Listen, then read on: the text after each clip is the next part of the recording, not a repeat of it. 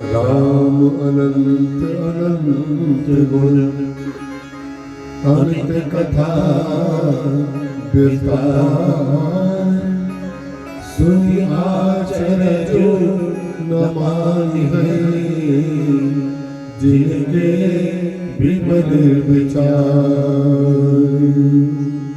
जिनके विमल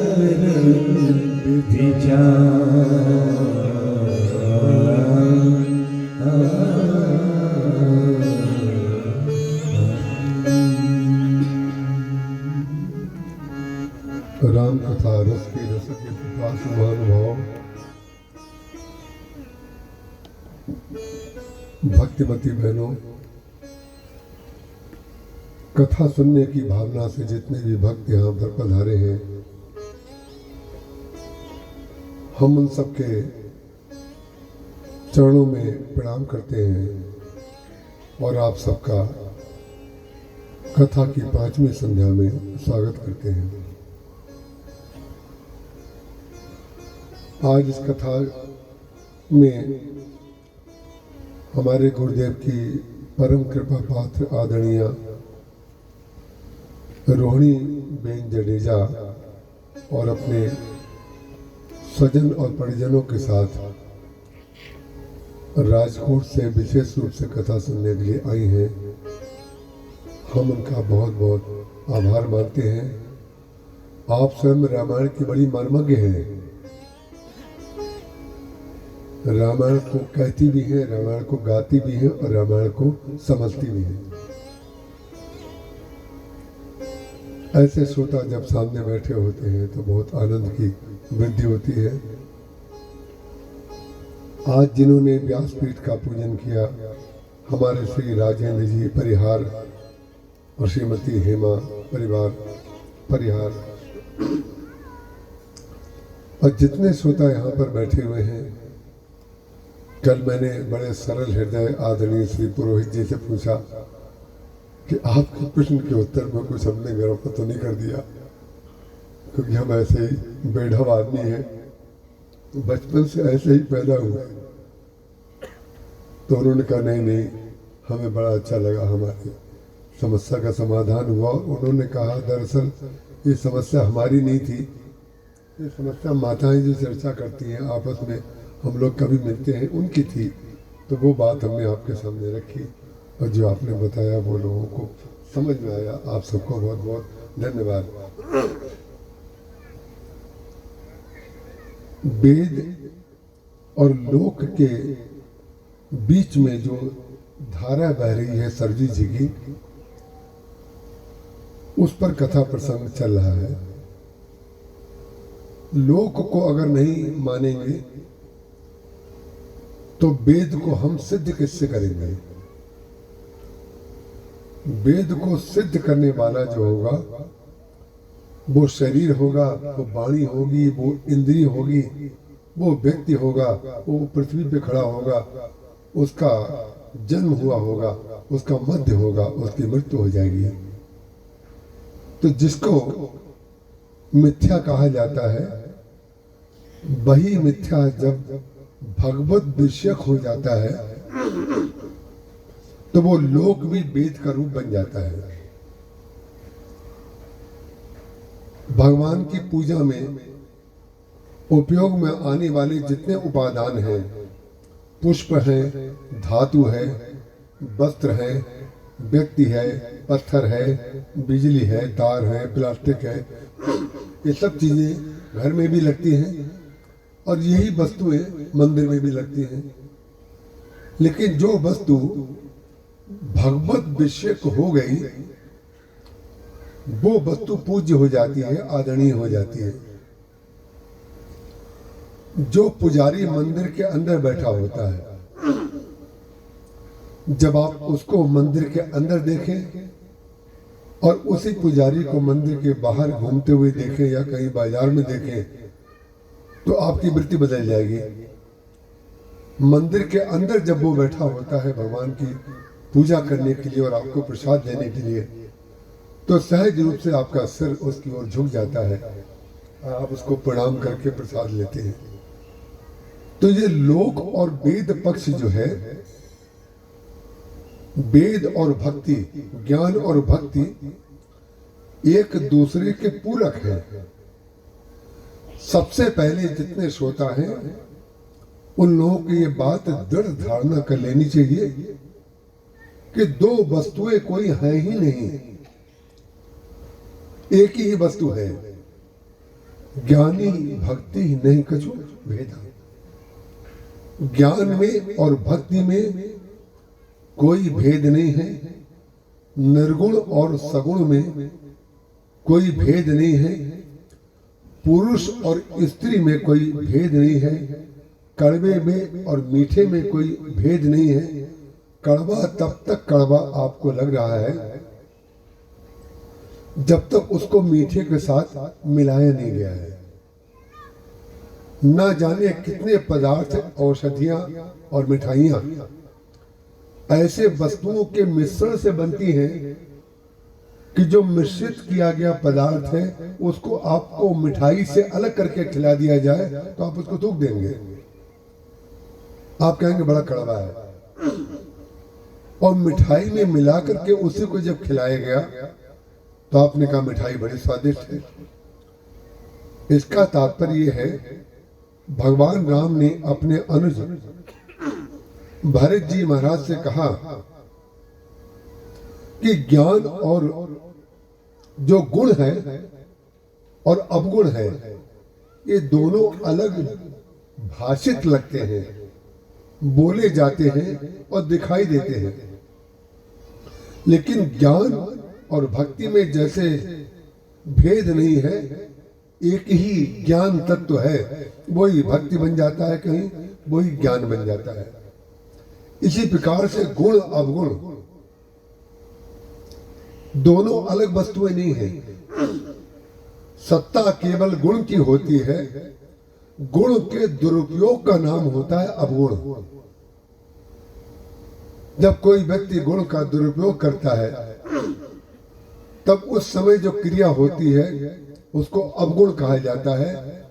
डॉक्टर जब ऑपरेशन करता है तो भी एक धारदार हथियार से करता है, और जेब कतरा जब जेब काटता है तो वो भी एक धारदार हथियार से जेब काटता है।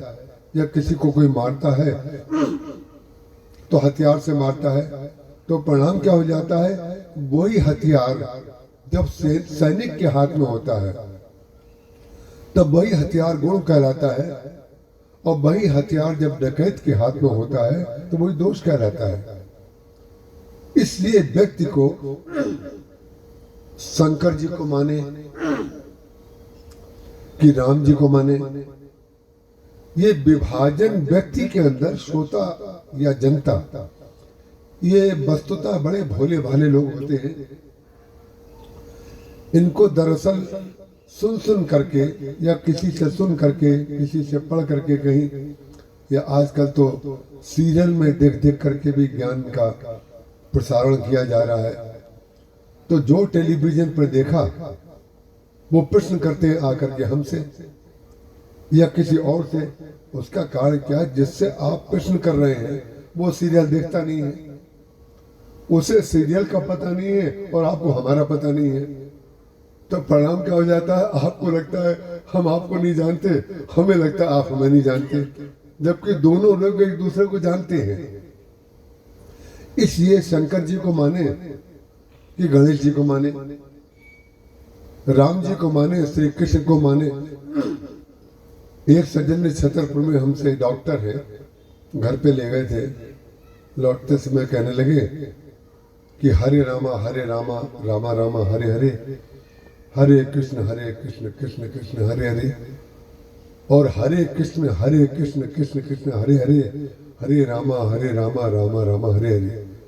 इसमें से शुद्ध कौन सा है? अब बोलिए जरा। इसको सुन करके कोई सिर पीटेगा और क्या कहे? वो पूछ रहे हैं कि पहले कृष्ण को जपे कि पहले राम को जपे। राम और कृष्ण में भी जब हम भेद करते हैं तो हम तो भेद को जन्म देने वाले व्यक्ति हो गए ना।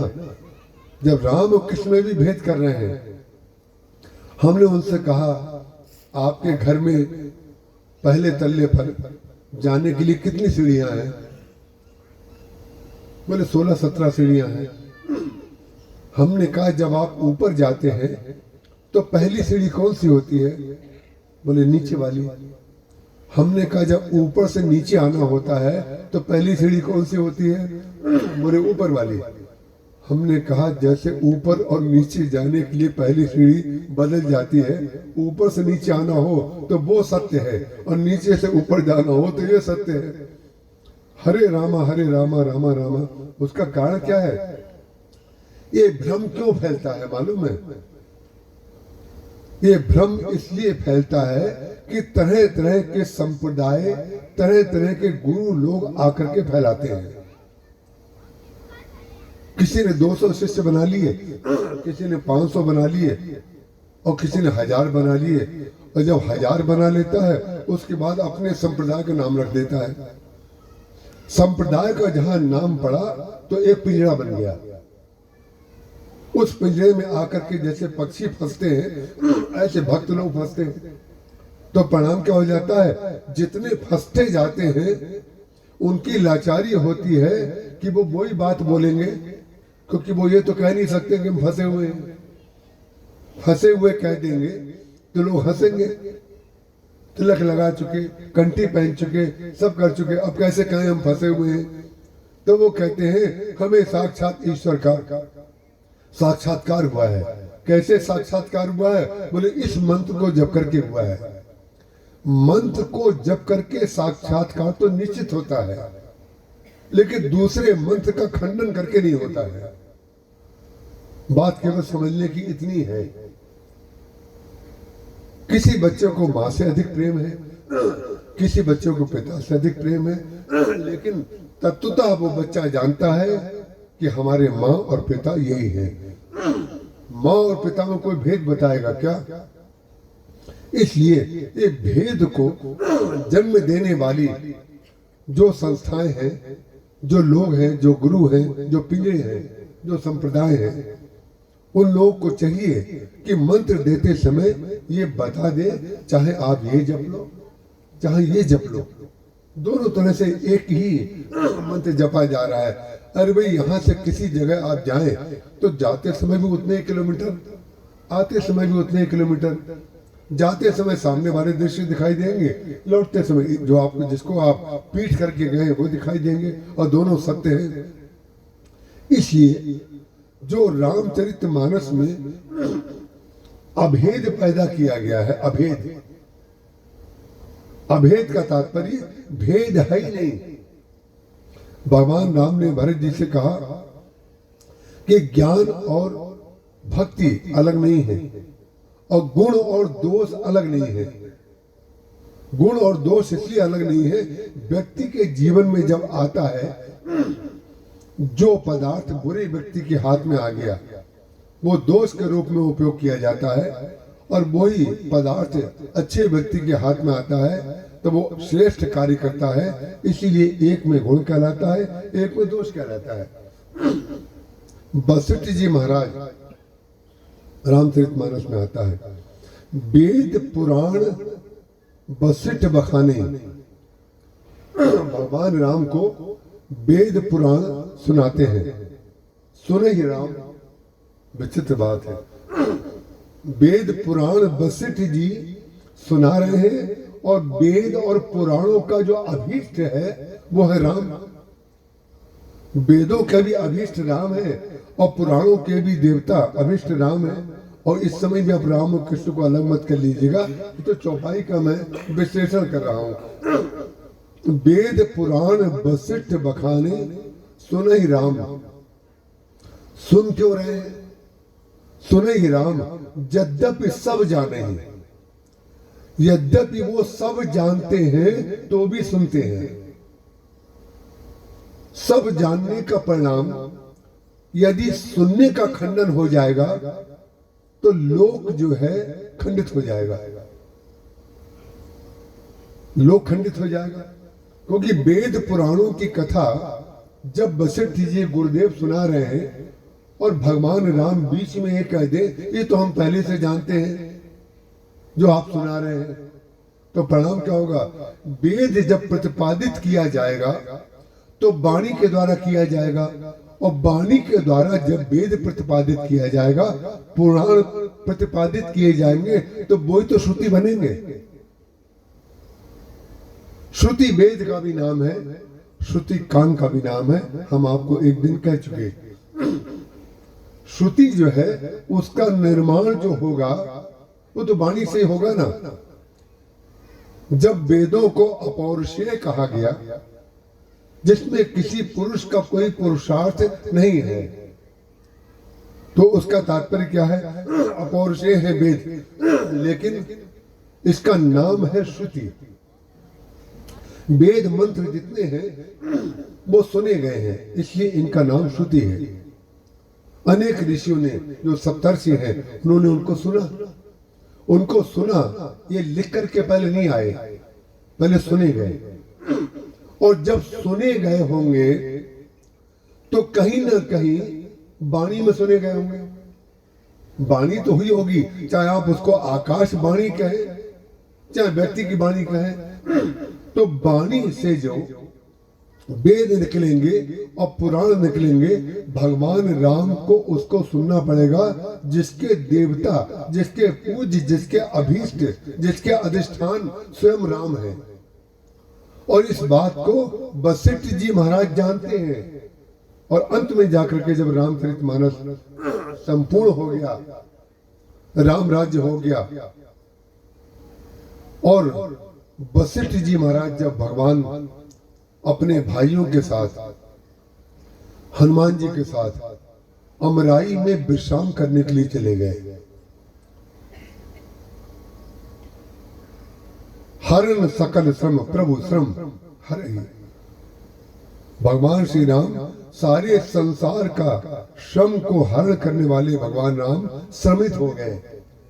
इस लोक का व्यवहार करते करते, लोक का व्यवहार करते करते श्रमित जब हो गए, तो अमराई में चले गए, जहां आम के वृक्ष थे। भरत जी महाराज ने अपना पीताम्बर बिछा दिया और उस पर भगवान अधलेटे हो गए, एक हाथ कंधे लेकर के सिर में। उस समय वशिष्ठ जी महाराज और शंकर जी अलग अलग समय में भगवान के पास आए। तो जो वशिष्ठ अपने शिष्य राम को, वशिष्ठ वेद को बखानने वाले हैं, और राम लोक भावना से उनके शिष्य बन करके, दशरथ जी के पुत्र बन करके लोक का निर्वहन करने के लिए उनके शिष्य बने। वो भी जानते हैं कि ये कौन है, और ये भी जानते हैं कि कौन है, दोनों जानते हैं। लेकिन जब एक बार लोक में कोई कार्य किया जाएगा, तो उसमें लोक की मर्यादा स्वीकार की जाती है। तो वशिष्ठ जी महाराज ने जो वेद पुराणों की कथा कही थी, और शिष्य रूप में लक्ष्मण जी ने, भरत जी ने, शत्रुघ्न जी ने और भगवान राम ने स्वयं उनको सुना। वो वशिष्ठ जी लीला पूरी होने के बाद भगवान के पास आए, और भगवान के पास आकर के कहते हैं, नाथ एक बर मांगो, हरस देव सी रंग, पद सरोज अनपायनी भगत सदा सतसंग। जन्म जन्म प्रभु पद कमल, कमौ घटय जनि नेहो। नाथ एक बर मांगो, राम कृपा कर देव। वशिष्ठ जी महाराज कहते हैं कि जन्म जन्मांतर तक आपके चरण कमलों में हमारा प्रेम कब ना हो। ये शिष्य से कभी गुरु कहेगा क्या? शिष्य से तो गुरु नहीं कहेगा, लेकिन तब तक नहीं कहेगा जब तक वो गुरु है और वो शिष्य है। अब लीला पूर्ण हो चुकी है। लीला पूर्ण होने के पश्चात जो वास्तविक तत्व है, वशिष्ठ जी ने कहा, महाराज आज हम आपसे मांगने आए हैं। आप जानते थे कि मैं कौन हूं, और मैं भी जानता था कि आप कौन हैं, लेकिन लीला रूप में मुझे जो कार्य दिया गया, ब्रह्मा जी ने, मेरे पिता ने जो मुझे कहा वो मैंने किया। लेकिन जब पर्दा गिरता है, जब पर्दा खुलता है तो लीला होती है, और जब पर्दा गिरता है तो आपको पता है जितने विरोधी दिखाई देने वाले पात्र होते हैं, यद्यपि चाहे रावण ही क्यों ना हो, अगर उसने लीला की है और हनुमान जी से उसकी बहुत पड़ती है, तो पर्दा गिरने के बाद हनुमान जी को रावण गले लगा लेगा, भगवान राम रावण को गले लगा लेंगे। क्यों? बोले तत्वतः तो वो सब एक है, लेकिन चरित्र करत नर अनुहरत संसृत सागर सेतु, वस्तुतः वो एक है, लेकिन एक रूप में वो विद्या दिखाते हैं और एक रूप में अविद्या दिखाते हैं, एक में दोष दिखाते हैं और एक में गुण दिखाते हैं। तो जहां जब तक पर्दा, दशरथ जी के जीवन में भी यही आता है, भगवान राम ने जब रावण का वध कर दिया, वध करने के बाद जब स्वर्ग में सूचना गई, इंद्र ने दशरथ जी महाराज को बताया कि भगवान राम ने रावण का वध कर दिया। जब रावण का वध कर दिया तो ये जो दशरथ जी महाराज भगवान राम के पिता बने थे, जिनका शरीर पूरा हो चुका है, जो इंद्र के पास है, और इंद्र उनको इतना सम्मान देते हैं कि अपने आसन के बगल में अपने साथ बैठाते हैं, इतना सम्मान देते हैं। और ये जो सम्मान उनको मिलता है, उसका कारण क्या है? उसका कारण केवल एक ही है कि आपने मनुष्य रूप में भगवान राम को जन्म दिया, आप उनके पिता बने। भगवान से नाता जिसका हो जाता है वो आदरणीय हो जाता है, वो पूजनीय हो जाता है। ये है, जब तक कथा चलती रहेगी पृथ्वी पर, तब तक हनुमान जी का भी नाम लिया जाएगा और केवट का भी नाम लिया जाएगा। ये भगवान से जुड़ने का परिणाम है महाराज। इसीलिए बार बार कहा जाता है, अरे आपके घर के सामने अगर जिलाधीश की गाड़ी आकर के खड़ी हो जाए और आपके चाय पी करके वो चले जाए, तो आपके घर के आसपास के लोग आपसे जब तक वो वहां पर है तब तक विरोध करना बंद कर देंगे। मन में होगा भी, और कहीं पुलिस की गाड़ी आ जाए, डीआईजी की गाड़ी आ जाए, तो जो कुछ था वैसे ही आपसे हाथ मिलाने लगेंगे लोग। कैसे हैं आप? उसका कारण क्या है?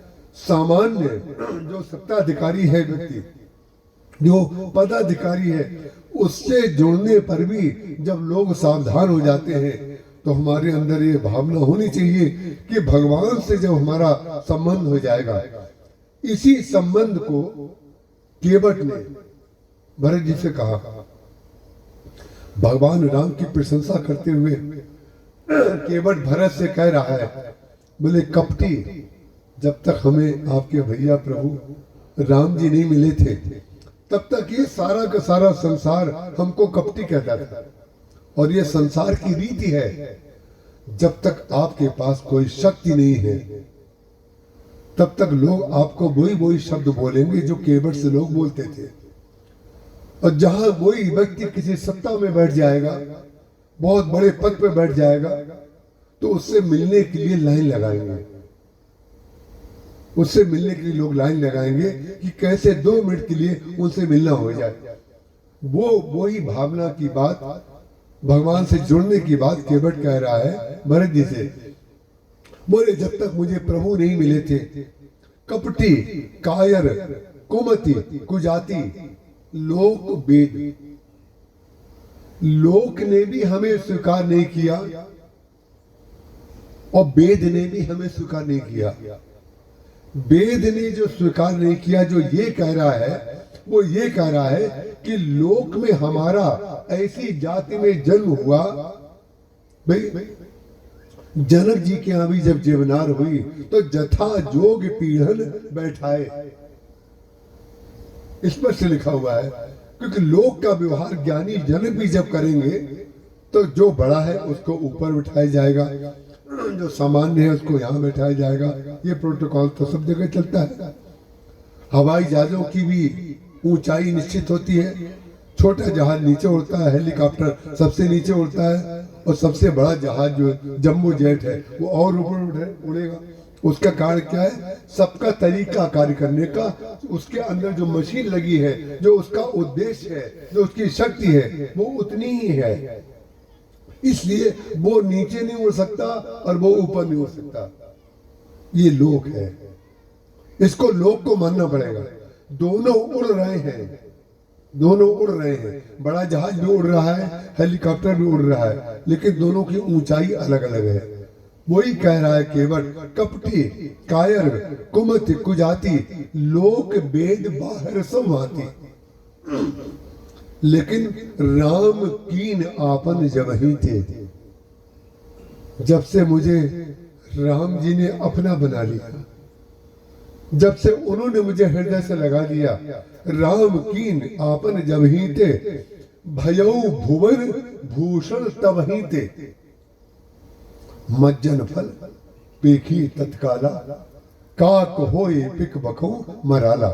बोले कब से लोग आपको भुवन भूषण मानने लगे? बोले राम कीन आपन जबहि थे।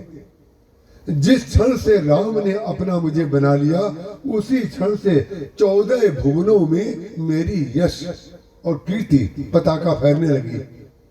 भगवान राम की कीर्ति पताका की विशेषता ये नहीं है कि भगवान राम की कीर्ति होगी।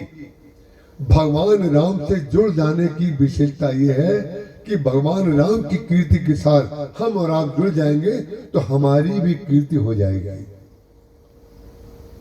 गंगा के ऊपर आप स्तुति लिखें या ना लिखें, या गंगा के लिए बड़े से बड़े शब्द आप लिख दें, आपके शब्दों की सीमा हो सकती है, लेकिन गंगा की महिमा की सीमा नहीं हो सकती।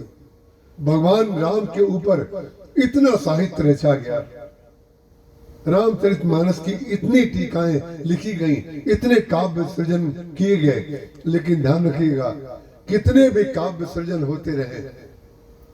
अब ये गा रहे थे, मैंने गाड़ी में कहा जहां ले चलोगे वहीं मैं चलूंगा। ये भजन, ये इनको खुशी होगी सुन करके और आपको कुछ जानकारी होगी, इसलिए बता रहा हूं। पूना में किसी फ्लैट में हम लोग ठहरे हुए थे। मंगल मूर्ति गणेश जी का बड़ा भारी मंदिर बिरला जी ने बनवाया था, उसको देखने के लिए हम लोग गए थे। नाम याद नहीं आ रहा है गणेश जी का। वो पूना गए थे, तो जिस फ्लैट में ठहरे हुए थे उसमें नीचे तल्ले पर इनके पिताजी श्री राम बालकृष्ण जी, उन्होंने ये भजन गाया। तो कहीं से उन्होंने पर्चे में निकाला, उसमें 2 लाइनें उन्होंने 2 अंतरे सुनाए, और 2 अंतरे सुनाने के बाद बोले पूरा भजन नहीं मालूम है, 2 अंतरे मालूम है। और प्रभु की ऐसी महती कृपा है। अरे भाई, आपसे इतने दिन का संबंध हो गया है तो एक परिवार जैसा भावनात्मक तालमेल तो हो ही जाता है। तो ये बात मैं कह देता हूँ, वैसे कहने की नहीं है। मैंने महाराज जी की कृपा से जो 2 अंतरे थे उसमें 2 अंतरे उसी समय बना दिए। मज्जन फल एक ही तत्काला। आज जब तुम अंतिम 2 अंतरे गा रहे थे तो मैं गाड़ी में बाहर ही खड़ा हुआ था। मैंने कहा इसको पूरा हो जाने दो भजन को, नहीं तो मेरे पहुंचते ही जो लोग सुन रहे होंगे उनका व्यवधान होगा। तो उसका कारण क्या है? जब लय आई वो भजन बड़ा अच्छा लगा। मैंने कहा फिर बाद में हम लोग जब ट्रेन में आए तो उसको बाकायदे गा करके कंपोज किया। ट्रेन में भी अगल बगल भले समझ रहे थे लोग खसक गए कुछ। ट्रेन में भी जो है वो लिख रहे हैं, गा रहे हैं आपस में, लेकिन दूसरों को कोई डिस्टर्बेंस नहीं था। सेकंड एसी में कोने वाली बर्थ हम दोनों को मिली हुई थी, तो सामने तो कोई था नहीं, जो शुरू में ही होती है उसमें थे हम दोनों, तो गा रहे थे। उसका तात्पर्य क्या है? ये जो लोक और वेद है, इसमें कब छोटा बड़ा बन जाएगा, कब बड़ा छोटा बन जाएगा, इसका कुछ तात्पर्य नहीं है। और इसमें छोटा बड़ा वस्तुतः कोई होता ही नहीं है। मूंगफली जो छोटी है उसमें भी दाना है, मूंगफली जो बड़ी है उसमें भी दाना है, और दोनों का नाम मूंगफली है। आप तेल निकालेंगे तो दोनों में से तेल निकलेगा। इसी प्रकार से लोक और वेद, जो केवट ने कहा सारे के सारे भयो भुवन भूषण तब ही थे। बोले भुवन भूषण क्यों कहा? आभूषण का नाम क्यों लिया? बोले आभूषण का नाम उसने इसलिए लिया, अरे वो जो आभूषण का नाम ले रहा है वो तो ठीक है, अरे गोस्वामी तुलसीदास जी महाराज ने जब इस रामचरितमानस की रचना की होगी, जरा कल्पना कीजिए, एक भी स्वर अशुद्ध नहीं, एक मात्रा अशुद्ध नहीं, और सारी मात्राएं सारे स्वर वेद सम्मत रामचरितमानस है। नाना पुराण निगमागम सम्मतम यद, नाना पुराण और निगमागम से सम्मत रामचरितमानस है। इसलिए वेदों का वक्ता कितना भी बड़ा बड़ा ज्ञान रखता हो और कितने भी वेद पढ़े हो और कितना भी निर्गुण निराकार का आत्मा के स्वरूप का वर्णन कर ले, लेकिन ध्यान रखिएगा, बोलते बोलते पूज्य श्री कृपात्री जी महाराज कहते थे, अरे भाई रामचरितमानस में कि तुलसी का पत्ता जब तक अपने भाषण में मन डालो तब तक भगवान का प्रसाद नहीं बनता। रामचरितमानस की चौपाई किए बगैर कोई ज्ञानी सिद्ध कैसे करेगा? सिद्ध कैसे करेगा? क्योंकि लोक सम्मत जो ग्रंथ है उसको लेकर के वेद सिद्ध किए जाते हैं, और इसको जानता कौन है? जो दुराग्रही नहीं है वो जानता है। जो आग्रही है अपने मत के प्रति कि जो मैं जानता हूं वो सर्वश्रेष्ठ है, दूसरों के जो सिद्धांत है, दूसरों का कहा हुआ है वो मिथ्या है, वो व्यक्ति कभी भी ज्ञान का प्रतिपादन, लगेगा लोगों को ज्ञान का प्रतिपादन कर रहा है, लेकिन वो अज्ञान का विस्तार करेगा। दूसरे का खंडन करते ही हम अज्ञानी सिद्ध हो जाते हैं। उसका कारण क्या है? कोई पीला पहना है, कोई हरा पहना है, कोई नीला पहना है, कोई ऊनी पहना है, कोई सूती पहना है। जिसके पास जैसी सामर्थ्य है सबने पहना है, लेकिन सबका उद्देश्य तो एक ही है ना, अपने शरीर को ढकना और मर्यादा का पालन करना। ऐसे ही उसने कहा भयो भुवन भूषण तब ही थे, आभूषण क्यों कहा? बोले पैर में पहनने वाली जो स्त्रियां पहनती हैं, चांदी का पायल, चांदी का या सोने का, और गले में हार पहनती हैं, कान में कुंडल पहनती हैं, हाथ में चूड़ी पहनती हैं, और पुरुष लोग भी सोना पहनते हैं, चैन आदि। तो चाहे पैर में पहनने वाला गहना हो, चाहे सिर में पहनने वाला गहना हो, सोने का अगर वो है तो वो नीचे वाला गहना भी उसी भाव बिकेगा और सिर वाला गहना भी उसी भाव बिकेगा। उसका कारण क्या है? दोनों में तत्व एक ही है। इसलिए राम तत्व जब उसमें होता है तो तत्वतः लोक के समय दशरथ जी महाराज भगवान राम के पिता थे, लेकिन जब लीला पूरी हो गई तो उन्होंने इंद्र से, जब उन्होंने सुना कि राम ने, हमारे पुत्र ने सुत विषयी तब पद रति हो, मनु जी के रूप में जब दशरथ जी महाराज थे, जब दशरथ के रूप में पैदा नहीं हुए थे और भगवान को चाहते थे अपने जीवन में प्रभु हमें मिले, तब भगवान जब अवतरित हुए थे, यही दशरथ जी जब मनु थे पूर्व जन्म में, तब भगवान ने पूछा क्या मांग रहे हैं? उनका सुत विषयी तब पद रति हो, मोहि बड़ी मूढ़ कहे किनको, हमें को मूढ़ से मूढ़ मूर्ख भले ही कहे, लेकिन हमारा आपके प्रति प्रेम जो है वो एक पिता का अपने पुत्र के प्रति जो प्रेम होता है वही प्रेम रहे, उससे अधिक प्रेम हमें, उससे अलग प्रेम नहीं चाहिए। तब परिणाम क्या हुआ? जब दशरथ बन गए, शरीर पूरा हो गया, वनगमन भगवान का हो गया, जब रावण का वध हो गया, इंद्र ने स्वर्ग में कहा कि श्री राम ने रावण का वध कर दिया और मैं उनको बधाई देने के लिए, उनकी स्तुति करने के लिए पृथ्वी पर जा रहा हूं। तो उन्होंने कहा मैं भी चलूंगा। उन्होंने कहा नहीं, ये उचित नहीं है, ये शरीर धर्म का उल्लंघन हो जाएगा। जिसकी मृत्यु हो जाती है, जो ऊपर चला जाता है, वो उसी शरीर को लेकर के दोबारा नीचे नहीं उतर सकता। बोले कुछ भी हो, लेकिन मैं तो चलूंगा। जब वो नहीं माने तो श्री राम के पिता रह चुके हैं, इसलिए इंद्र ने बहुत ज्यादा हठ नहीं किया। उन्होंने कहा चलिए। वो साथ में गए और जब साथ में आए तो उस समय दशरथ जी की जो भावना थी राम के प्रति पिता की भावना थी। ये हैं लोक वेद मुद मंजुल कूला के अधिष्ठान राम, जो वेद तत्व होते हुए भी अपने पिता अगर अभी भी मेरे प्रति पुत्र की भावना रख करके आए हैं तो भगवान राम ने धनुष बाण रख करके साष्टांग लेट करके प्रणाम किया। जबकि अब तो रावण का वध हो चुका, आप तो एक साधारण मनुष्य कितने मृत्यु होकर के स्वर्गवासी हो चुके हैं, लेकिन फिर भी आप हमारे प्रति ये भावना रख करके आए हैं। जाकी रही भावना जैसी, प्रभु मूरत देखी तिन तैसी। और भगवान जिसकी जैसी भावना होती है भगवान उसकी भावना की पूर्ति के लिए अवतार लेते हैं और उस अवतार लेने के पश्चात उसकी भावना की पूर्ति के लिए कार्य करते हैं। जथा अनेकन वेश धरी, ये लोक पक्ष है। जथा अनेकन वेश धरी नृत्य करे नटकोए, लेकिन सोई सोई भाव दिखावे, यहां तक तो लोक पक्ष है। लेकिन आप न होई न सोई,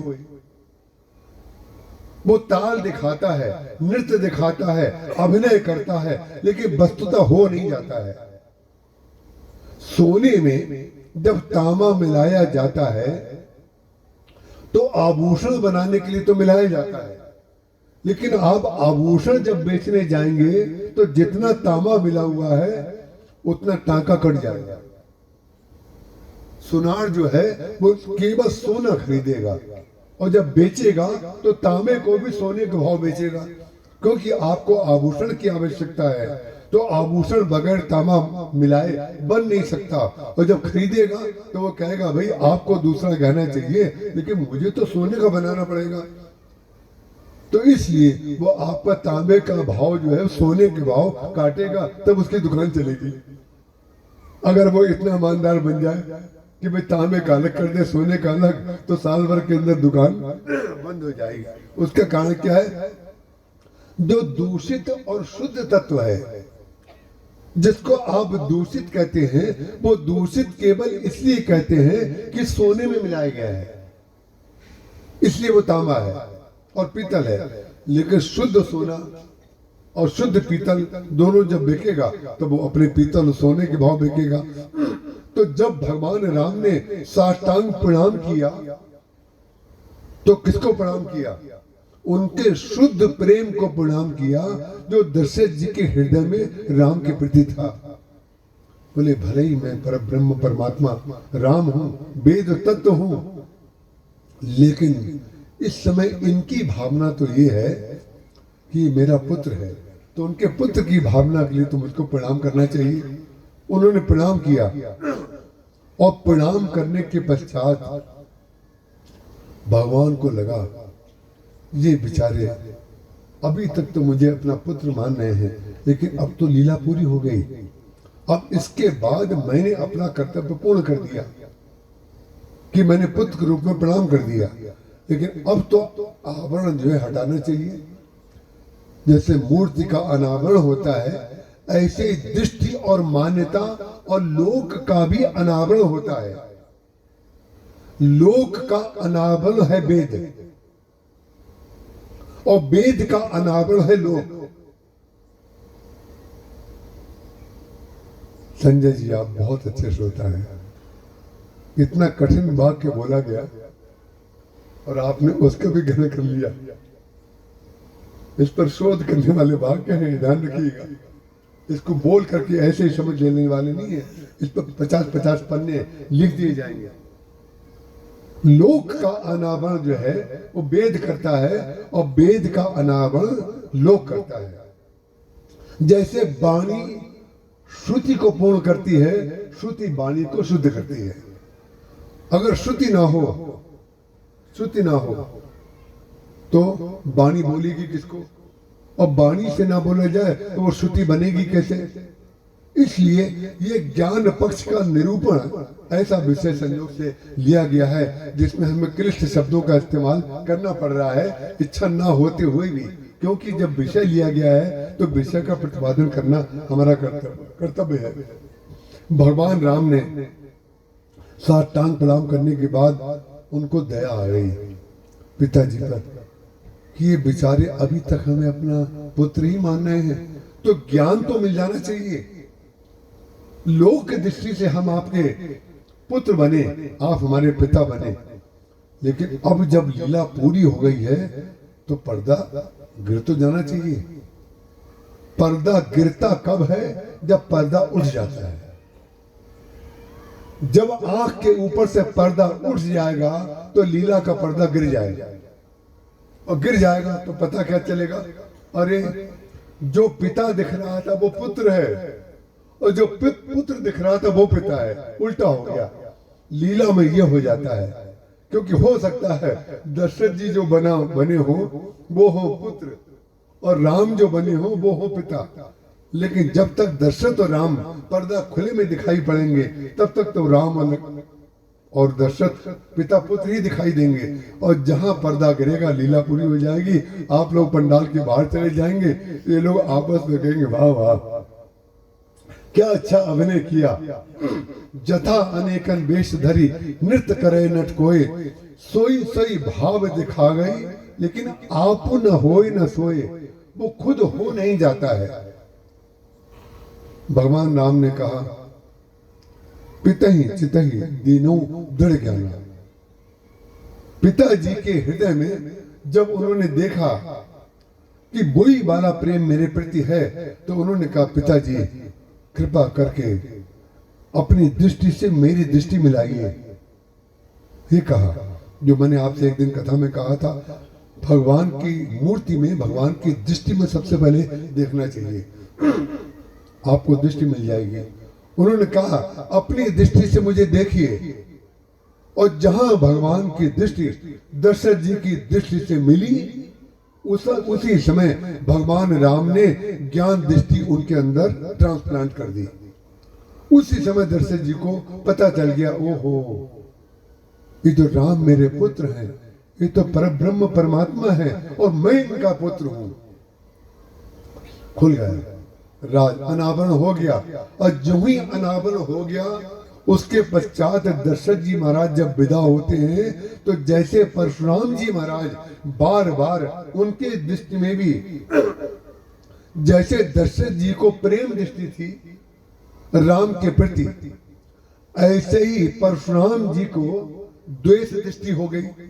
थोड़ी देर के लिए, ध्यान रखिएगा, जब आए थे तब तो मोहित हो गए थे भगवान के रूप पर, लेकिन जो ही उन्होंने अखंड को देखते देखते खंडित धनुष को देखा, अखंड को देखते रहेंगे तो भगवान राम का दिव्य सौंदर्य, भुवन मोहन सौंदर्य देख करके महाराज ऐसा सौंदर्य, कहीं भी सुंदरता अगर है, कहीं भी मधुरता है तो केवल भगवान से आई होगी, और कहीं मधुरता और सुंदरता कहीं हो ही नहीं सकती। परशुराम जी महाराज देखते रह गए भगवान को, लेकिन देखे चाप खंड में ही डाले। जब अखंड को देखते देखते खंड को देखने लगे तो परिणाम क्या हुआ? क्रोध हो गया, क्रोध आ गया। कहु जड़ जनक धनुष के तोड़ा। अरे मूर्ख जड़ जनक, ये बता किसने धनुष तोड़ा है? विचित्र बात है, ज्ञानी जो है अपने पूर्व आग्रह के कारण, जो मैं आपसे कह रहा था, पूर्वाग्रह जो है वो ज्ञानी के अंदर आ जाए चाहे किसी के अंदर आ जाए, वो व्यक्ति को अज्ञानी बनाए बगैर नहीं छोड़ेगा। क्रोध आ गया परशुराम जी महाराज को, जो भगवान के परम भक्त हैं, जप करते रहते हैं, महेंद्र पर्वत पर तपस्या करते रहते हैं, और भगवान के दर्शन करने के लिए ही तो वो आए थे। लेकिन भगवान के दर्शन करते करते, अखंड के दर्शन करते करते यदि खंडित धनुष को देखेंगे, ये संसार रूप जो खंड है उसको देखेंगे, तो आप ये बने बगैर नहीं रहेंगे, ये मेरी वस्तु किसने छुई, ये मेरे घर में कौन आ गया, ये मेरी कुर्सी पे कौन बैठ गया, हमारे बाद ये तो नहीं बैठ जाएगा, या हमसे ये तो नहीं चाहता है, ये खंड है। ये व्यक्ति को दुख का कारण यही है। और व्यक्ति अपने को अजर अमर समझता है, तभी तो दुखी होता रहता है। अरे भाई, हम नहीं थे तो भी दुनिया चल रही थी, हम नहीं होंगे तो भी दुनिया चलती रहेगी। केवल इतना ज्ञान आपको शांति दे सकता है। पतझड़ जब होती है तो वही पत्ते तो झड़ जाते हैं जो कभी पैदा होते हैं। क्या पतझड़ कोई नया काम है क्या, जो पहले कभी नहीं हुआ? सब कुछ ईश्वर की प्रकृति में होता रहा है, हो रहा है और होता रहेगा। उसका कारण क्या है? जो जन्म जिसका हुआ है, चाहे वो पत्ता हो, चाहे पशु हो, चाहे पक्षी हो, चाहे मनुष्य हो, चाहे सत्ता हो, चाहे विधायिका हो, चाहे न्यायपालिका हो, चाहे कार्यपालिका हो, किसी समय रहेगी, किसी समय चली जाएगी।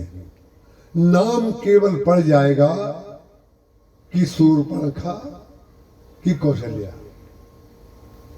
नाम पड़ जाएगा। नाम कैसे पड़ जाएगा? जो चरित्र हम करेंगे वो नाम पड़ जाएगा। इसलिए लोक में मर्यादा की आवश्यकता इसलिए है कि ऐसा कार्य करके हम ना चले जाएं कि लोग अपने बच्चों का नाम भी ना रखें। किसी का नाम आपने सुना है? किसी कन्या का नाम किसी ने शूर्पणखा रखा हो? और कौशल्या, सुमित्रा, जानकी, मैथिली। अब देखिए, फिर वही लौट करके आ गए। गूगल में देख करके नाम मत रखिए बच्चों का। जो पौराणिक नाम है वो लुप्त हो जाएंगे, लुप्त। ध्यान रखिएगा, बहुत बड़ी गलती हो जाएगी। क्योंकि आपके बच्चों से जब उनकी परंपरा पूछी जाएगी तो बता ही नहीं पाएंगे, क्योंकि आपने तो गूगल से सर्च किया है। पहले दादी से, नानी से, गुरुजी से, बड़े बड़े घर के जो सदस्य होते थे वो नाम रखते थे। तो इतने सुंदर सुंदर नाम जो रखे गए हैं पुराणों में, नाम की इसीलिए भगवान के सहस्त्र नाम से अर्चना की जाती है।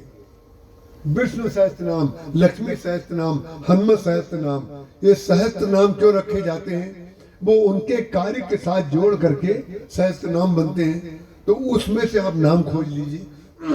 स्त्रियों के भी सहस्त्र नाम, पुरुषों के भी सहस्त्र नाम।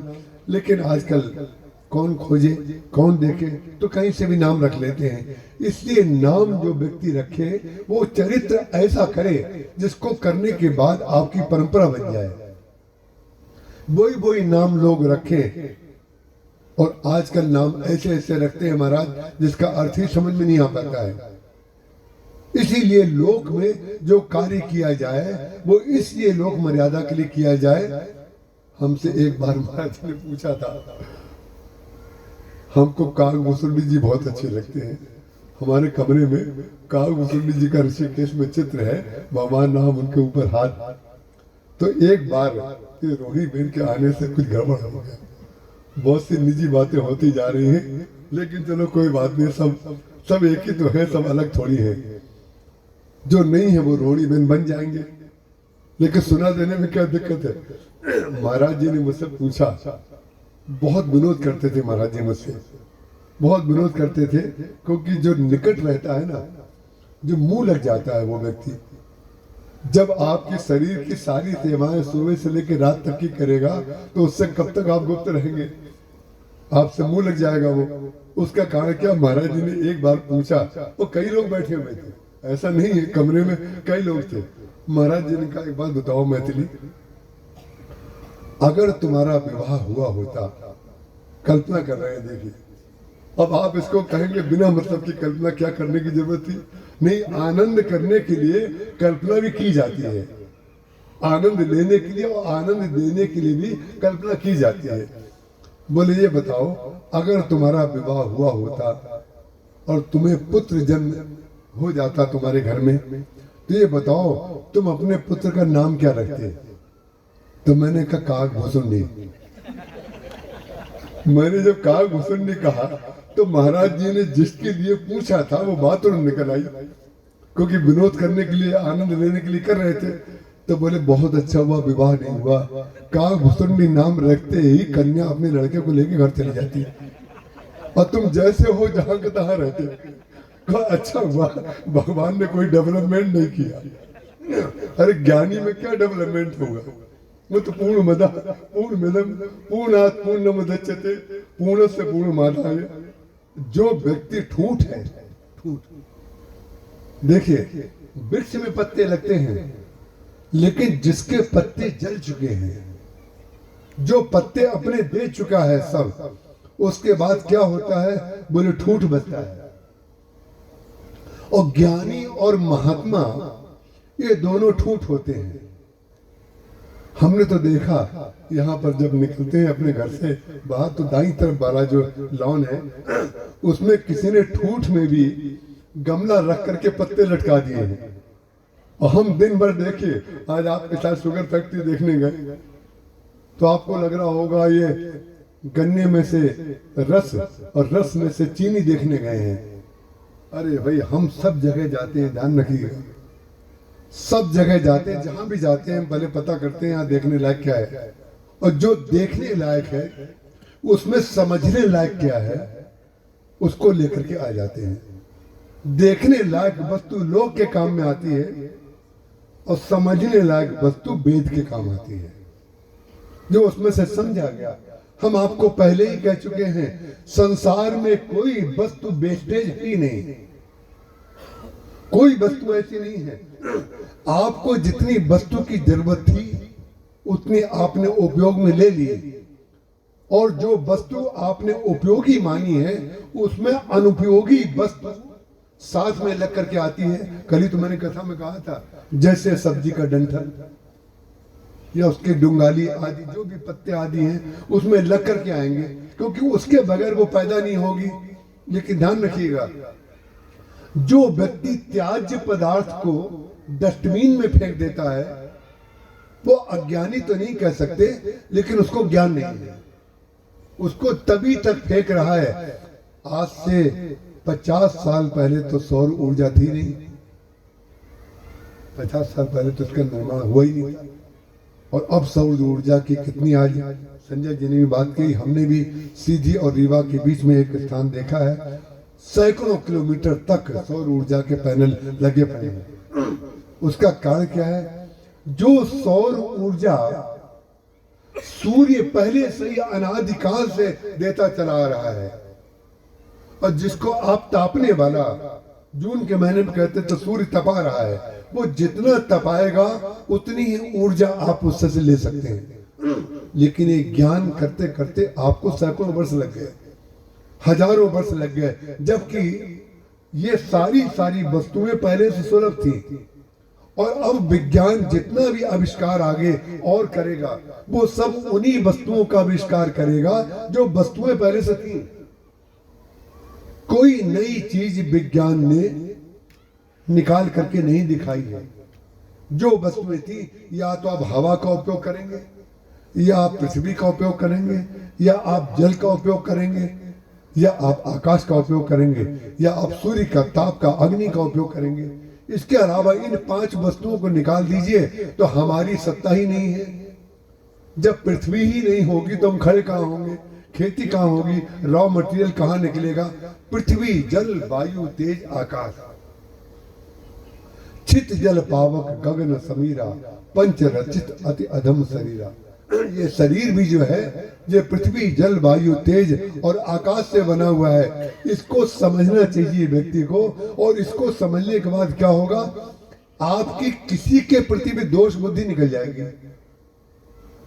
जैसे खाद्य पदार्थों में अखाद्य वस्तु के साथ उसका जन्म होता है, ऐसे ही गुणी व्यक्ति के साथ में जो कुछ दोष होते हैं। दोष क्या होते हैं, जहां पर शक्कर बन रही है, जहां पर शक्कर बन रही है वहां सबको नहीं जाना चाहिए। जहां जलेबी बन रही है वहां सबको नहीं जाना चाहिए। जहां गुलाब जामुन बन रहा है उस बनाने वाले को सबको नहीं देखना चाहिए। उसका कारण क्या है, वो वेद तत्व है, वेद तत्व है।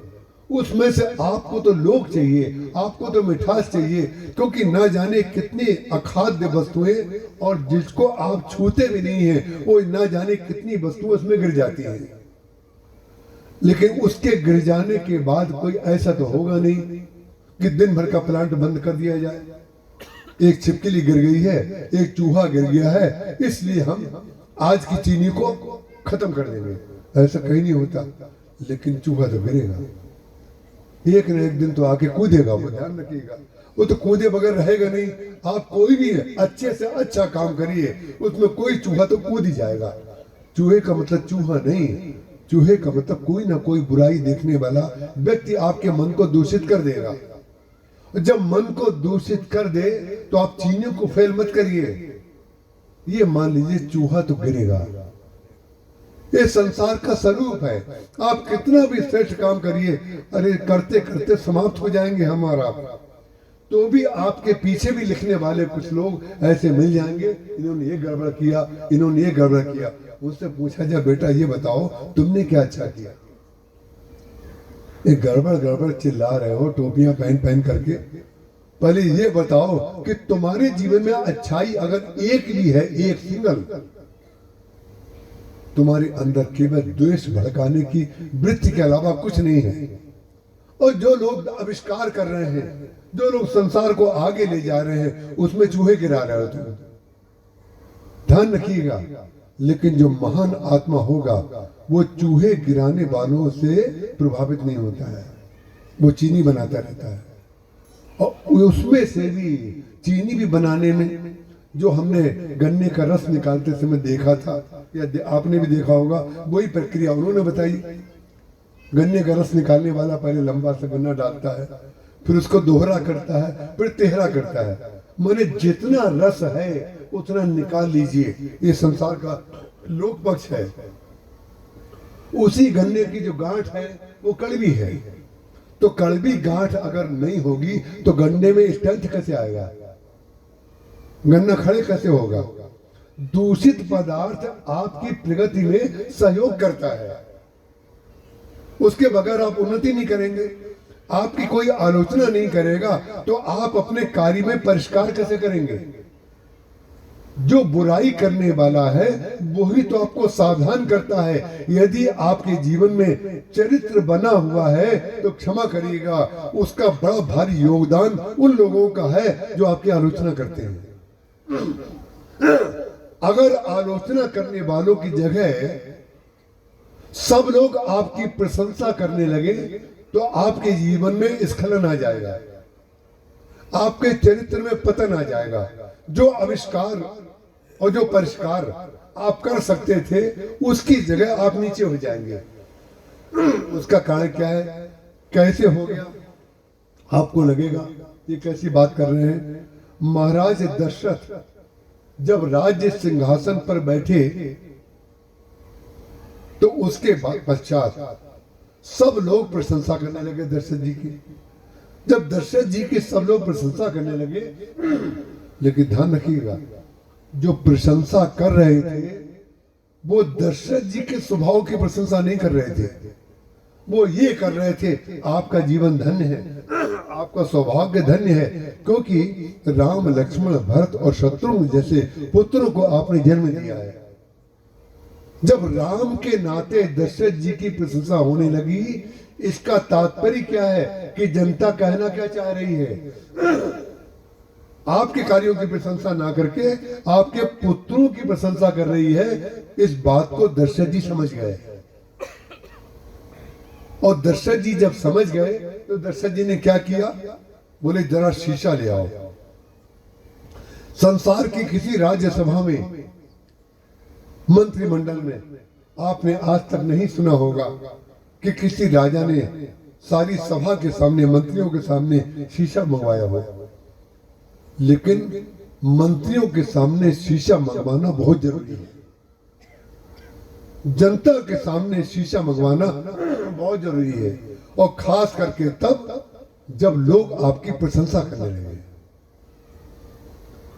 शीशा बहुत अच्छी वस्तु है यदि खुद देखा जाए, और शीशा लड़ाई का कारण भी बन सकता है यदि दूसरे को दिखाया जाए। शीशा हमेशा स्वयं देखना चाहिए। दशरथ जी महाराज ने राय सुभाए मुकुर कर लीना, उन्होंने शीशा हाथ में लिया और शीशे में देख करके कमी दिखाई पड़ गई।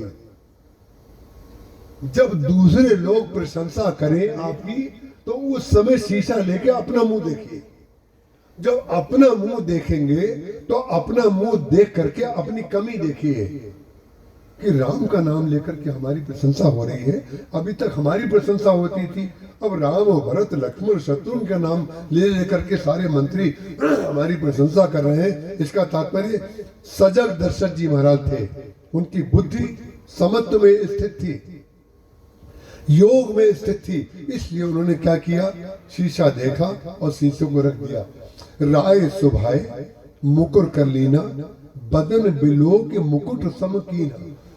उन्होंने देखा मेरा जो मुकुट है वो एक तरफ झुक गया है। जब एक तरफ झुक जाए मुकुट, इसका तात्पर्य उसको सीधा कर लीजिए। और दूसरी कमी क्या देखी उन्होंने, बोले श्रवण समीप भये शित केसा, मनु जरठ पद अस उपदेशा। कान के पास के बाल सफेद हो गए हैं। कान के पास के बाल जब सफेद हो जाए, इसका तात्पर्य है कि कान के पास आकर के जब कोई व्यक्ति आपसे कुछ बोले, इसका तात्पर्य वो बात जोर से नहीं बोलनी चाहिए, वो धीरे से बोल रहा है। माने सब लोग कहने लगे, उसकी जगह आप स्वयं समझ जाइए। श्रवण समीप भय सुत केसा, मनहु जरठपन अस उपदेशा। हमारे बाल मानो ये उपदेश दे रहे हैं कि अब आप बूढ़े हो गए हैं, और बूढ़े हो गए हैं तो क्या करें, बोले निर्भ जुबराज राम किन देहु। आप ये राज्य पद राम को क्यों नहीं दे देते। नृप जुबराज राम किन देहु, जीवन जन्म लाभ किन लेहु। बोले जीवन का लाभ तो आपने ले लिया, उनको गोद में खिला लिया, और जन्म का लाभ जो है वो और बाकी रह गया है। वो जन्म का लाभ आप तब ले पाएंगे जब आप भगवान को राज्य सौंप देंगे। भरत जी महाराज ने इसको समझ लिया। संपत्ति सब रघुपति कह आई। संपत्ति जो है वो केवल भगवान की है, व्यक्ति की संपत्ति होती नहीं है। कान के पास के बाल जब सफेद हो जाए तो मुकुट उतार करके दूसरे को दे देना चाहिए, या फिर चाबी का गुच्छा दूसरे को सौंप देना चाहिए। अब तो समझ में आ गया ना,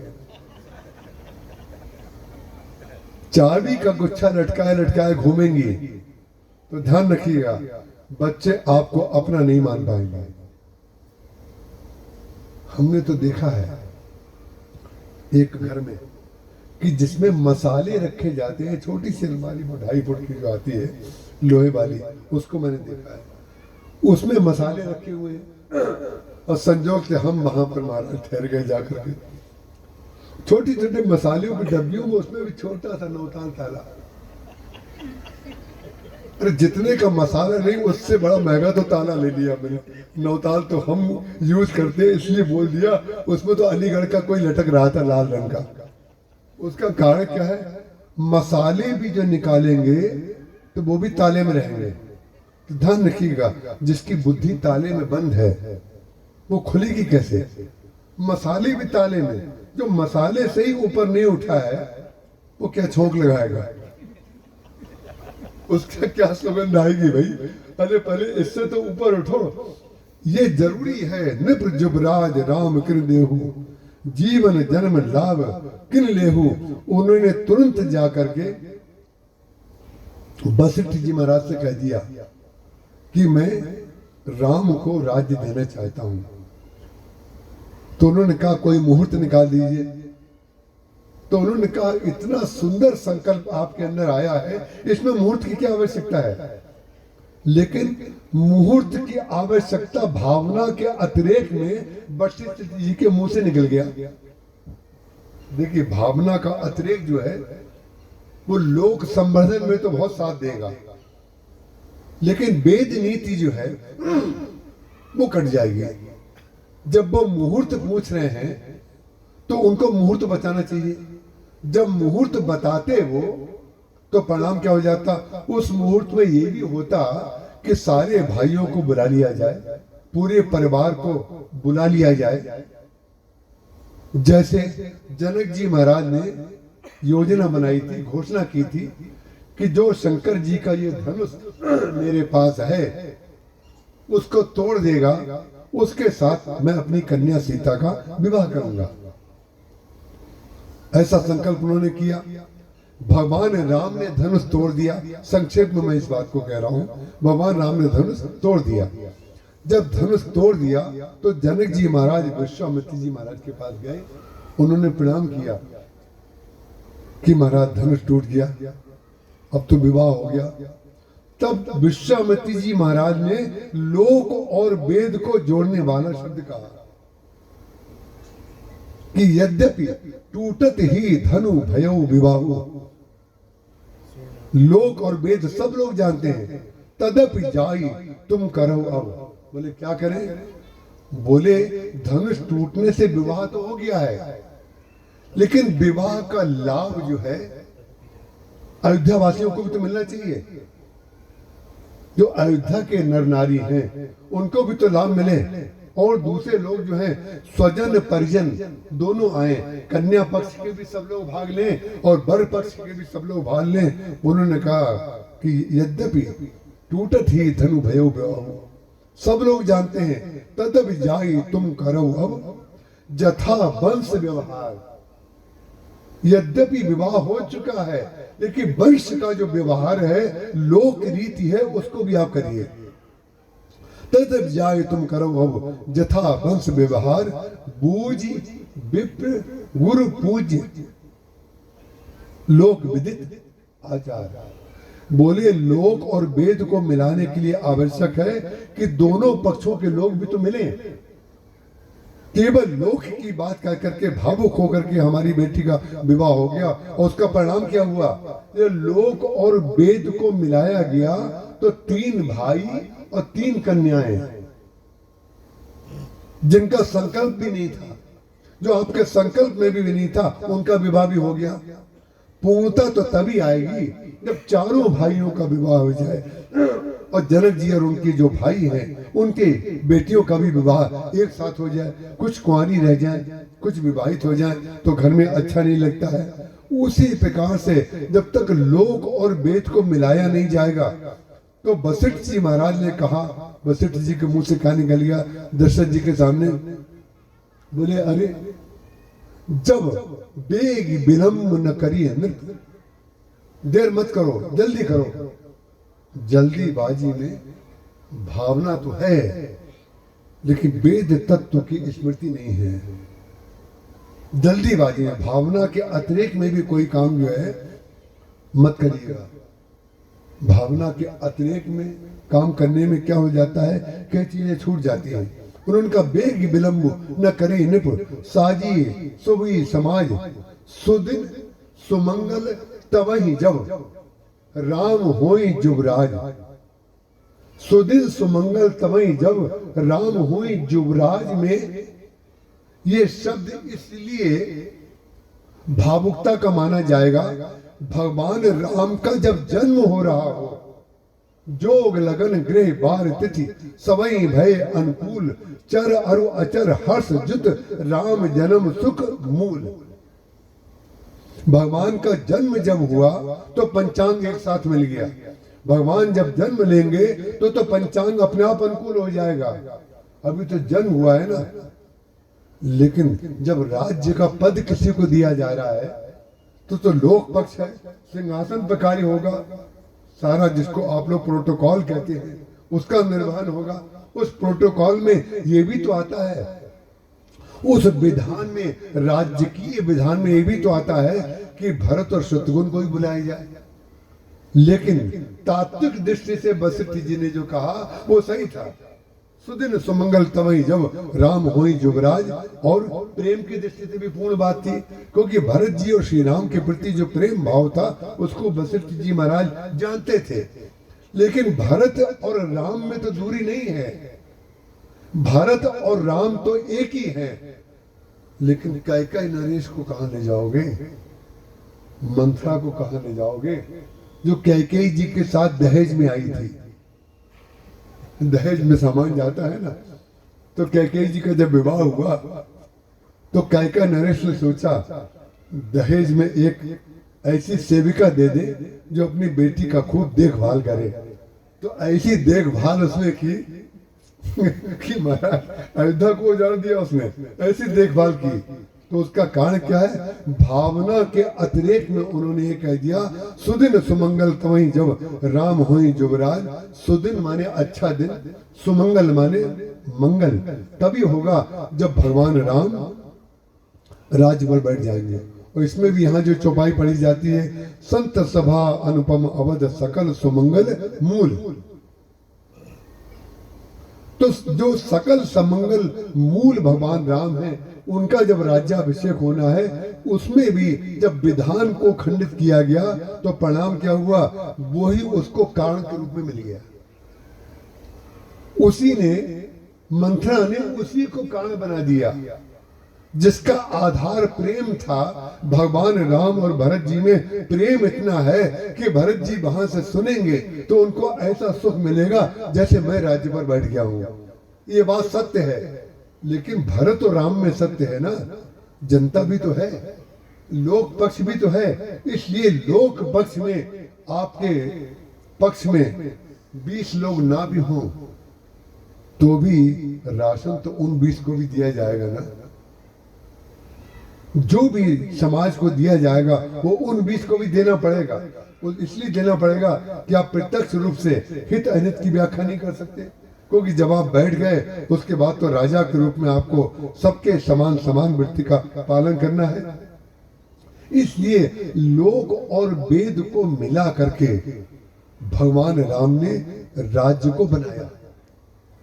लोक और वेद को कहां कहां मिलाया, विभीषण और राम और सुग्रीव और राम।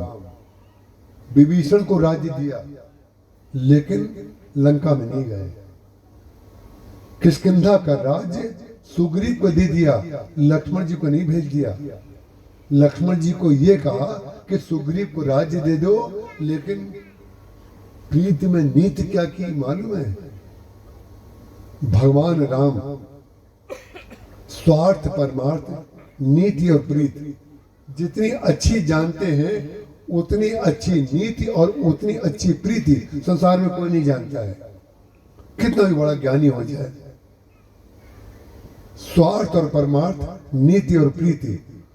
हमारे महाराज जी से किसी ने पूछा था, एस.के. पाटिल थे केंद्रीय मंत्री, बंबई में प्रवचन था, उन्होंने पूछा था महाराज जी से कि आप कहते हैं कि राम नीति भी करते हैं, प्रीति भी करते हैं, स्वार्थ भी करते हैं, परमार्थ भी करते हैं, तो नीति और स्वार्थ वो कैसे करते हैं, उनके अंदर तो प्रीति और परमार्थ होना चाहिए। बोले नहीं, महाराज जी ने कहा प्रीति और परमार्थ तभी हो पाएगा जब नीति और स्वार्थ का ज्ञान हो जाएगा। बोले कैसे, तो महाराज जी ने कहा भगवान राम में और हम में कोई ज्यादा अंतर नहीं है। हम लोग भी स्वार्थ परमार्थ नीति प्रीति करते हैं और भगवान राम भी स्वार्थ परमार्थ नीति और प्रीति करते हैं।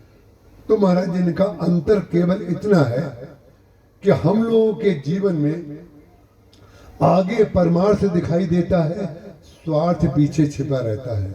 आगे प्रीति दिखाई देती है और नीति पीछे छिपी रहती है। और भगवान राम के जीवन में नीति आगे दिखाई देती है, प्रीति पीछे छिपी रहती है, स्वार्थ आगे दिखाई देता है और परमार्थ पीछे छुपा रहता है। इसलिए विनय न मानत जलद जड़, गए 3 दिन बीत, बोले राम सकोप तब, भय बिन होए न प्रीति। बोले भय के बगैर प्रीति नहीं हो सकती। भगवान क्रोध भी करते हैं तो प्रेम करने के लिए करते हैं, भय बिन होई न प्रीति।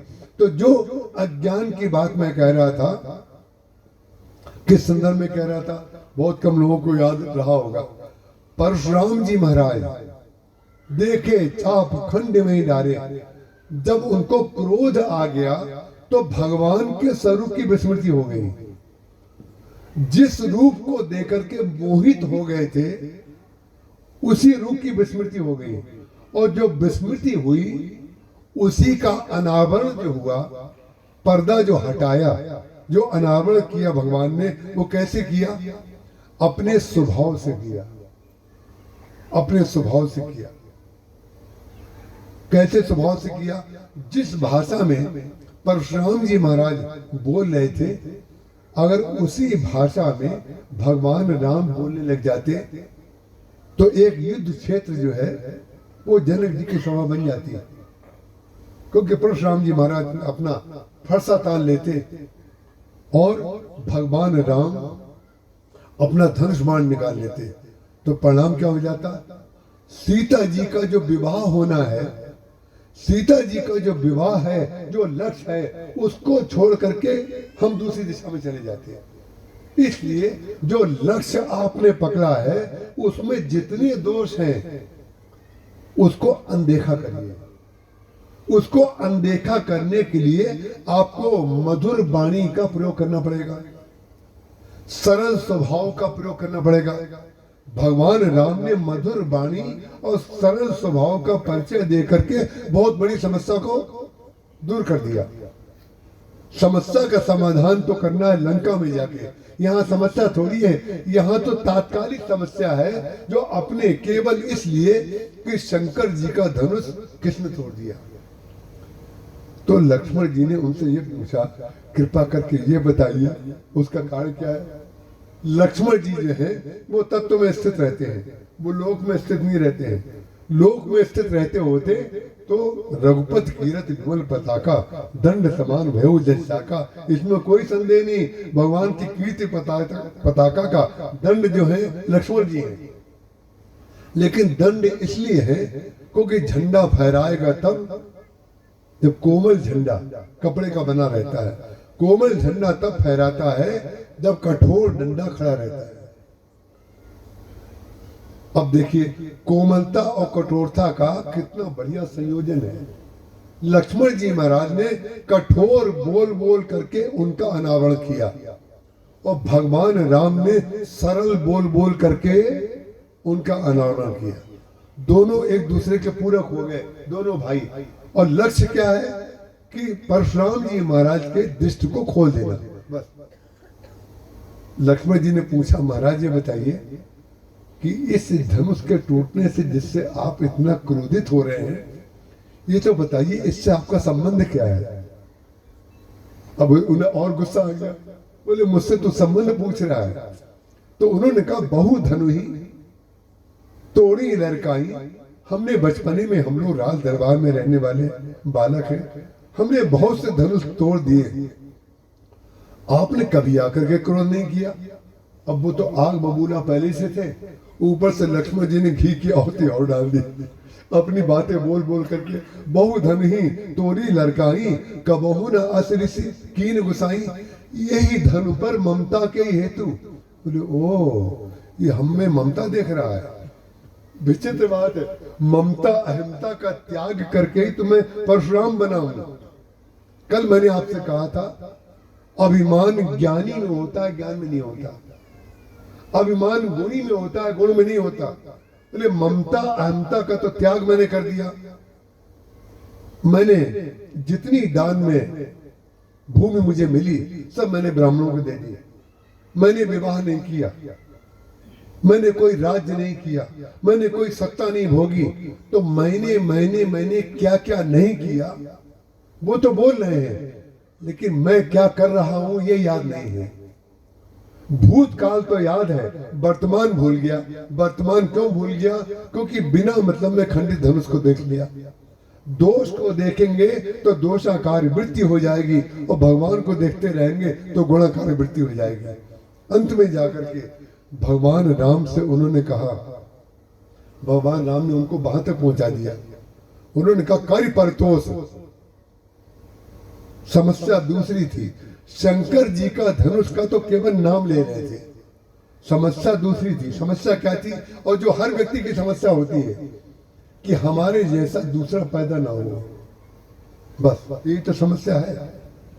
सब लोग हमारा नाम लें, हम सबसे अच्छे हैं, हम सबसे श्रेष्ठ हैं, जो काम इन्होंने किया है वो तो आज तक किसी ने किया नहीं। उन्होंने कहा कि हमसे लड़ाई करो, तो भगवान ने कहा हमें लड़ाई आपसे नहीं करनी है। अब देखिए, क्रोधी व्यक्ति को और गुस्सा आ जाएगा अगर वो आपसे कह रहा हो हमसे लड़ाई करो और आप हाथ जोड़ के कह रहे हैं हम आपकी लड़ाई नहीं करेंगे, तो उसका क्रोध कम नहीं होगा और गुस्सा आएगा। क्योंकि क्रोधी को जब तक क्रोध अपना निकालने को ना मिले, अहंकारी को अपना अहंकार निकालने को ना मिले, तब तक उसको चैन ही नहीं पड़ता है। उसके जब तक लड़ाई करो, उन्होंने कहा कर परतोष मोर संग्राम, हमसे लड़ाई करो, तो उन्होंने कहा हम आपसे लड़ाई नहीं करेंगे। तो उन्होंने कहा नाहित छाण कहो रामा, तो या तो लड़ाई करके हमसे युद्ध करो और या फिर एक काम करो, लड़ाई नहीं करनी है तो अपना जो राम नाम तुमने रख दिया है, ये राम नाम उन्होंने कहा हमने थोड़ी रखा है, वो तो गुरु जी ने रखा है। तो वो तो गुरु जी का रखा हुआ नाम है, आप हमको दोष दे रहे हैं। ये तो कथा स्वरूप है, राम अनंत अनंत गुण अमित कथा विस्तार, सुनी आचरण न मानी है जिनके विमल विचार। उन्होंने कहा कर परतोष मोर संग्रामा, नाहित छाण कहो रामा, ये राम नाम जो अपने। तो भगवान राम ने कहा अरे भाई राम मात्र, हमारे महर्षि कहते थे दूसरे के अहंकार की रक्षा करके आप मेरे अभिमानी हो सकते हैं। ये ब्रह्म सूत्र है। हमसे किसी विद्वान कथावाचक ने बहुत विशिष्ट है, उन्होंने पूछा इसका प्रमाण क्या है। हमने कहा ये वाला प्रसंग है, क्योंकि वहां मुझे 15 मिनट 20 मिनट बोलना था तो मैंने सूत्र में कह दिया। बाद में उन्होंने अपने कमरे में मुझसे पूछा इसका प्रमाण रामायण में कहाँ है। तो हमने, हमारे पास तो एक ही खाता है राम किंकर जी का खाता, उसी को खोल करके बता दिया। और राम किंकर जी ने थोड़ी कहा था, राम किंकर जी ने नहीं कहा था, मैंने राम किंकर जी के नाम से बता दिया। क्यों कह दिया? क्योंकि जो पहले बता गए मैं वो सुनाता हूं, जो अब कह रहे हैं वो सुनाता हूं। मैं अपना कुछ सुनाना जानते ही नहीं हूं। तो मैंने कहा भगवान राम ने परशुराम जी के अहंकार की रक्षा करके अहम मुक्त रहे कि नहीं भगवान राम। उन्होंने कहा कर परतोष मोर संग्रामा, नाहित छाण कहो रामा। तो भगवान राम ने क्या कहा? बोले राम मात्र लघु नाम हमारा। अरे हमारा नाम छोटा है हमारा, और आप बड़े हैं।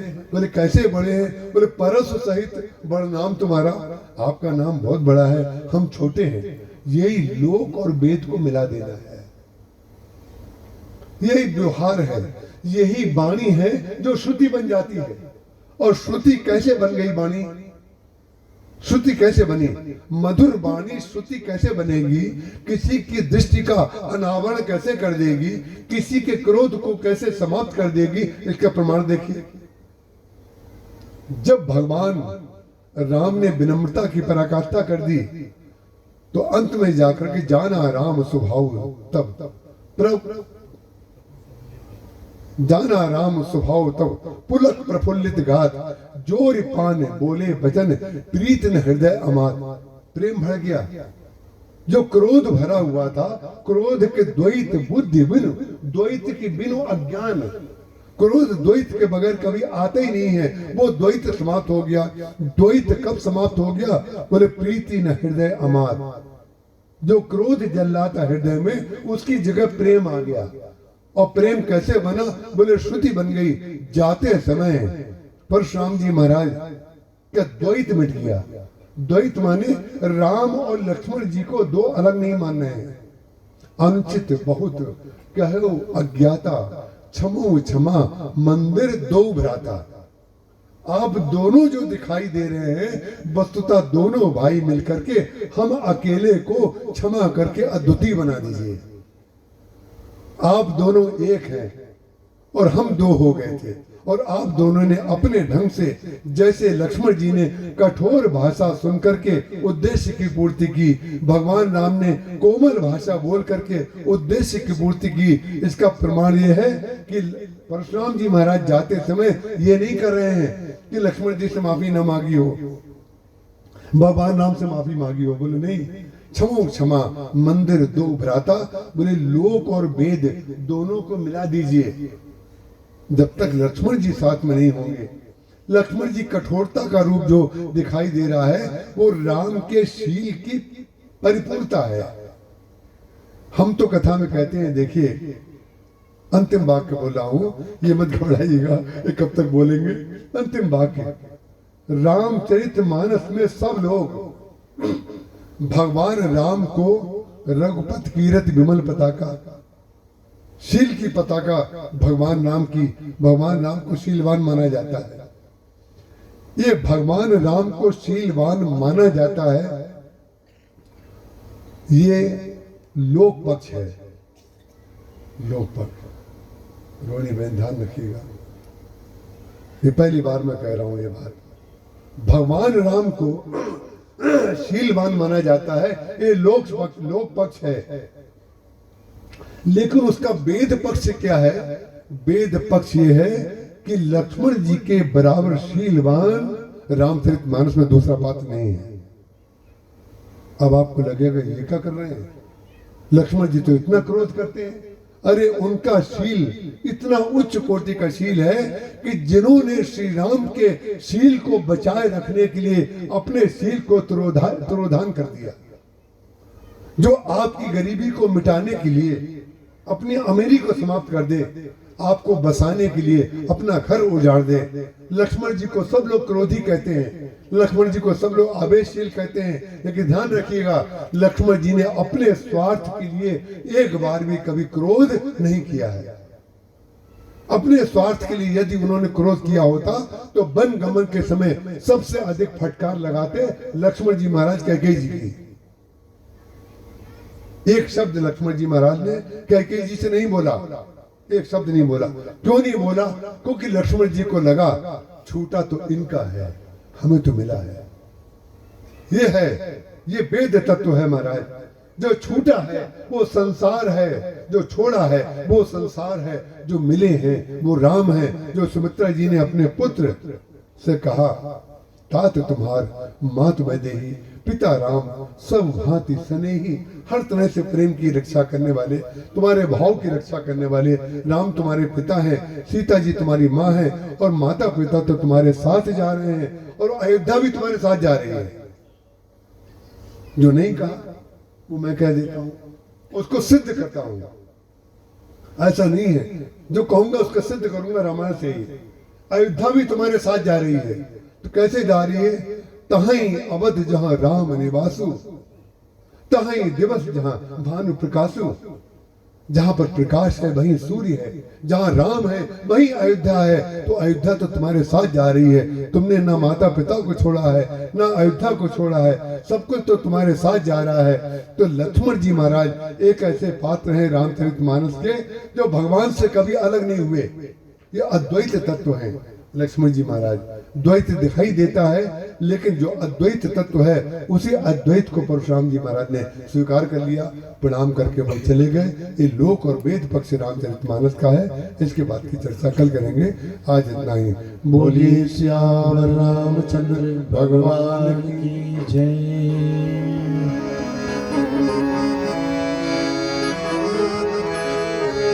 राजा राम जी के सिर पर ताज रहे, राजा रानी का अचल सुहाग रहे। राजा राम जी के सिर पर ताज रहे, सिया रानी का अचल सुहाग रहे।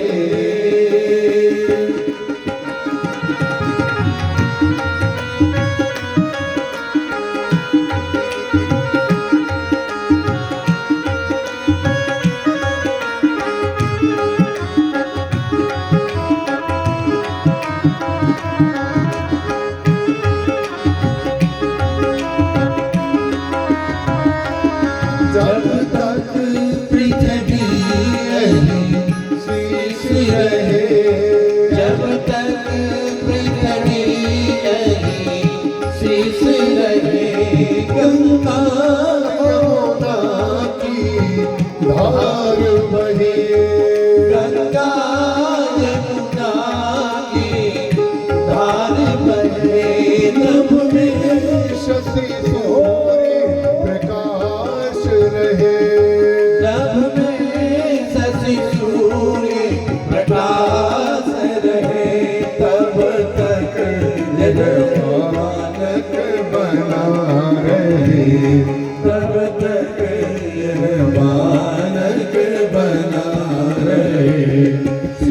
रानी का अचल सुहाग रहे, राजा राम जी के सिर पर ताज रहे, सिया रानी का अचल सुहाग रहे।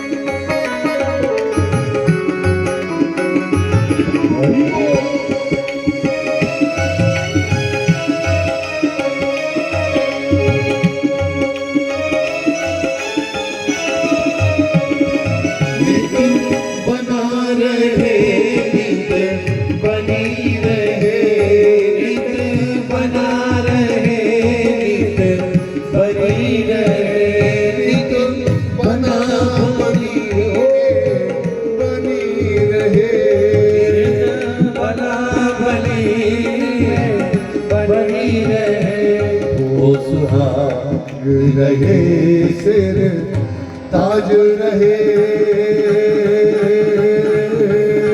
वो सुहाग रहे सिर ताज रहे, नित नित निर्बाध बना रहे, सिया रानी का अचल सुहाग रहे, राजा राम जी के सिर पर ताज रहे, सिया रानी का अचल सुहाग रहे।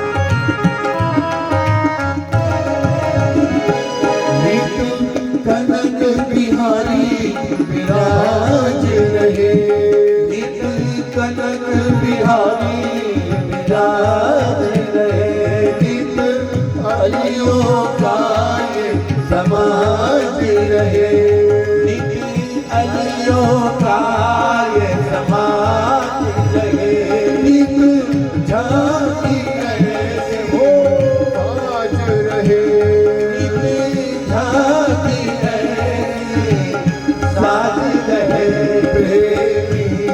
जन का बड़ भाग रहे, प्रेमी जन का बड़ भाग रहे, सिया रानी का अचल सुहाग रहे, राजा राम जी के सिर पर ताज रहे, राजा राम जी के सिर पर ताज रहे, राजा राम जी के सिर पर ताज रहे।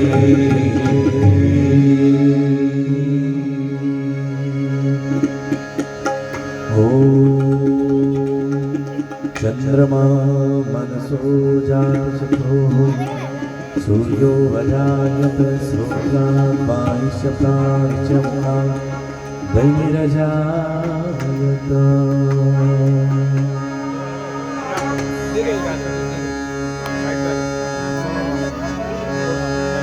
आरती श्री राम जय जी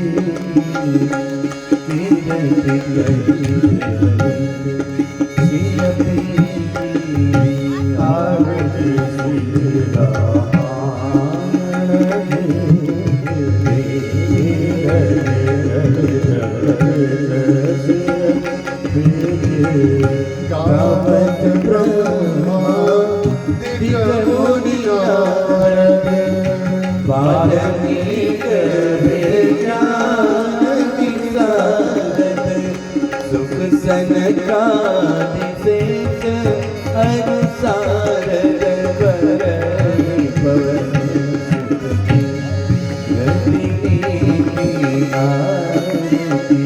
श्री रामा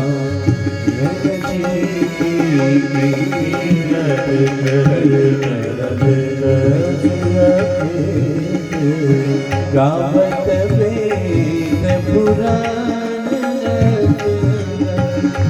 जयो शास्त्र सब ग्रंथन को रस मुनि जन धन संतन को सर्वर सार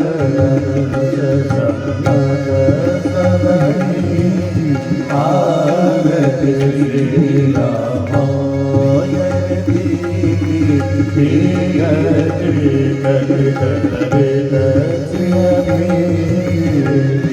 गावत संतत शंभु भवानी हरघट संभव मुनि ज्ञानी व्यास आदि कवि वरद बखानी गरुड़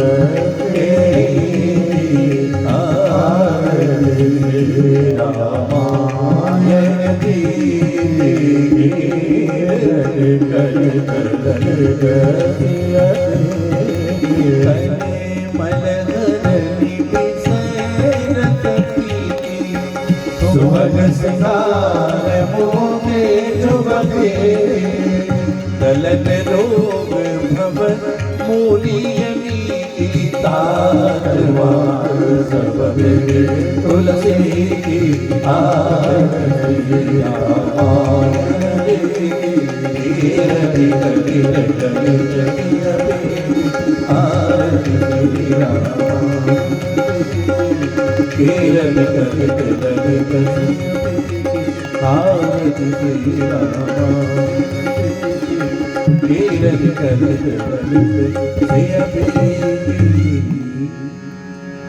कर्पूरगौरं परमाधारं संसारसारं पुण्यज्ञानं सदा वसन्तं हृदयारण्ये भवानी लोकाभिरामपूर्णरङ्गधीरं राजीवनेत्रं रघुवंशनाथं करुणाकरं श्रीरामचन्द्रं शरणं प्रपद्ये मनोजवं भारततुल्यवेगं जितेन्द्रियं बुद्धिमतां वरिष्ठं वातात्मजं वानरयोधमोदं श्रीरामदूतं शरणं त्वमेव माता च पिता त्वमेव बन्धुश्च सखा त्वमेव विद्याधरं त्वमेव सर्वं मम देव